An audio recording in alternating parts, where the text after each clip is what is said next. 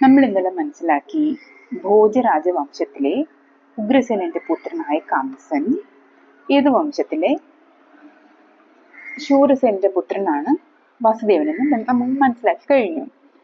അപ്പോ വസുദേവന്റെ രാജ്യമായ മധുരയെ ഈ കംസൻ എന്താ ചെയ്തേ? യുദ്ധത്തിലൂടെ കീഴടക്കി. അത് ആ രാജ്യം സ്വന്തമാക്കുകയും ചെയ്തു. വസുദേവന് കംസനെ സേവിക്കുക മാത്രമേ നിവൃത്തിയുണ്ടായിരുന്നുള്ളൂ.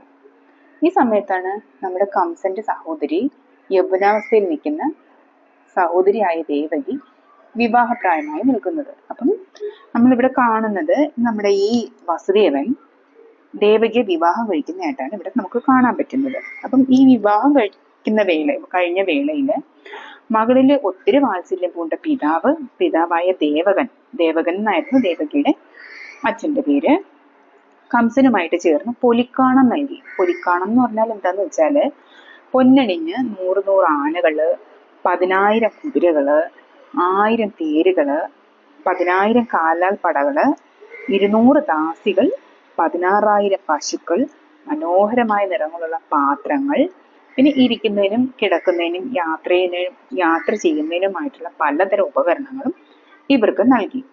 പിരിയുന്ന സന്ദർഭമായപ്പോഴേക്കും സഹോദരിയോടുള്ള സ്നേഹം കംസന് കൂടി വന്നു. ഒരു ഉത്സവം പോലെ തന്നെ എല്ലാം ആ വിവാഹത്തിന്റെ ആഘോഷങ്ങൾ നടന്നു. പ്രഗത്ഭന്മാരും എല്ലാവരും നാട് മൊത്തം അങ്ങ് ആഘോഷമായിരുന്നു. ഒരു ഉത്സവത്തിന്റെ പ്രതീതിയായിരുന്നു ആ സമയം. അപ്പൊ ഈ പോകാൻ സമയം ആയപ്പോഴേക്കും ഒരു തേര് സഹോദരിക്ക് നൽകി. പുറപ്പെടാൻ നേരം കംസൻ തന്നെ തേര് തെളിയിക്കാനായിട്ട് തയ്യാറായി.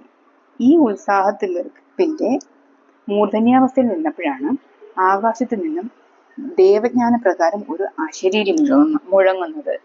ഹേ രാജാവായ കംസ, നിന്റെ സഹോദരിയായ ഇവൾ പ്രസവിക്കുന്ന 8ാമത്തെ പുത്രൻ, അതിമാനുഷ്യനായ പുത്രൻ, അവൻ നിന്നെ കൊല്ലും. അത് തടയുന്നതിനുള്ള ഉപായങ്ങളെ കുറിച്ച് നീ ആലോചിച്ചു തുടങ്ങുക എന്നതായിരുന്നു ആ അശരീരി. ഈ വാക്ക് കേട്ട കംസൻ എന്താ പറ്റിയേ? കംസൻ അങ്ങ് ഭയം ഉണ്ടായി. വളരെ ഒരു അസ്ത്രം തറയ്ക്കുന്ന പോലെ അയാളുടെ മനസ്സിൽ തറഞ്ഞു. കംസൻ ആകെ നടുങ്ങിപ്പോയി. അയാളുടെ സ്വഭാവത്തിലെ രാക്ഷസ ബുദ്ധി രൗദ്രഭാവത്തോടെ തന്നെ ഉണർന്നു വന്നു. ക്രോധബാധിതനായ കംസൻ വാത്സല്യവും സ്നേഹവും എല്ലാം മറന്നുകൊണ്ട് മനസ്സിൽ ആലോചിച്ചു, ഇവളെ ഇപ്പോൾ തന്നെ കരവാളിന് ഇരയാക്കണം. അതാകുമ്പോഴേക്കും നമ്മുടെ ഈ ഈശ്വരന്റെ ഈ അശരീരി ചിലപ്പോൾ എന്നെ കൊണ്ട് അതായിരിക്കാം പറയുന്നത്. അങ്ങനെ മനസ്സിൽ ചിന്തിച്ച്